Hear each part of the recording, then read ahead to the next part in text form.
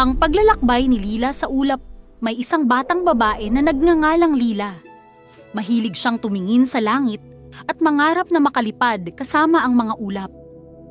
Isang gabi, habang nakahiga siya sa damuhan, may napansin siyang kumikislap na ulap na dahan-dahang bumaba sa harap niya. Lila, namangha. Wow! Ang ganda ng ulap! Maaari po ba akong sumama sa inyo? Ulap, malumanay ang tinig. Oh, Lila! Ngunit dapat mong pangalagaan ang iyong puso at isipan. Ang paglalakbay sa ulap ay para sa mga mabubuting nag-iisip at may pangarap. Nang sumakay si Lila sa ulap, nilipad siya nito sa ibabaw ng bundok, dagat at kabukiran. Lila, masaya. Ang saya po! Ang lahat po ay parang maliit at payapa. Ulap. Makikita mo, Lila, kapag marunong kang mangarap ng may kabutihan, mas malinaw ang landas mo. Sa gitna ng paglalakbay, may napansin si Lila, isang maliit na batang naiwan sa lupa, umiiyak. Lila, nag-aalala. Ulap, ano po ang gagawin natin? Ulap, ang kabutihan ay hindi lang para sa sarili. Tulungan mo siya, Lila.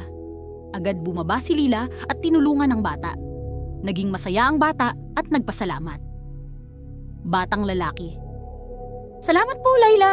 Hindi ko po alam paano ko gagawin ng mag-isa. Pagkatapos ng pagtulong, bumalik si Lila sa ulap. Lila, nakangiti. Ang pakiramdam po ay napakabuti kapag nakatulong ka sa iba. Ulap.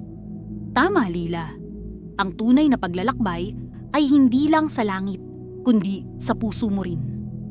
Nang bumalik siya sa kanyang bahay, dala-dala niya ang aral at bagong pananaw sa buhay. Aral ng kwento. Ang tunay na pakikipagsapalaran ay hindi lamang sa paglalakbay sa malalayong lugar, kundi sa kabutihang ginagawa natin para sa iba.